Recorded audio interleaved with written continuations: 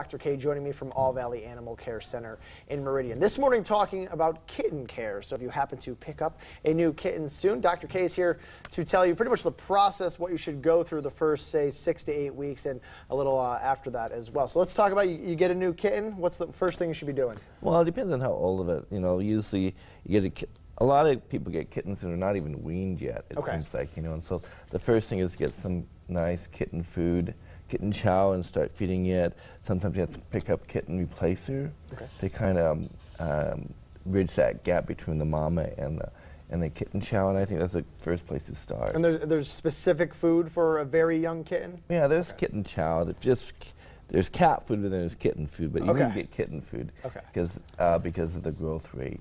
All right, so as it gets a little bit older, 6 to 8 weeks, I believe you were saying, that's when you should bring it in for a preliminary exam? Right, and so what we do them a physical exam. What I usually do, the number one thing is make sure it's a male or a female. Okay. There's I bet there's like 1 in probably 30 to 50 kittens that come in that's the wrong sex. Really? So George becomes Georgina, or it's pretty bad. But when they're little, it's not that easy sometimes to tell. Or what generally happens is they get the kitten from somebody that says it's a male. Well, they never bother to look, and so they come in, and it's easy to get by. So that's I really check for that. All right, that's good. As long as someone figures it out at some point, you're good to go. Okay, so what else is going to happen on this first exam? The other thing that we like to do is we do feline leukemia, feline age check to make sure they don't have that, because we want to make sure that you're starting out with a nice healthy kitten. Then we do the regular physical exam, like check for ear mites. That's pretty common. I'll listen to heart, make sure it's okay. And then we start them on the vaccinations, which at that age, we always give like a feline distemper, feline upper respiratory vaccination. And also deworming. Most kittens that we see have worms, and some of those worms can be contagious to people.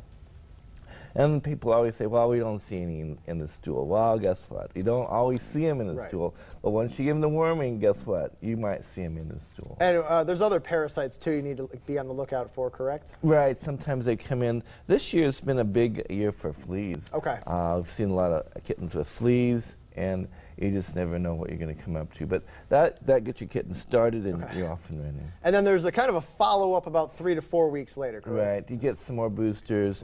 If they're outside cats, you might start them on feline leukemia, a series, and at 3 months or older, we can give a rabies shot.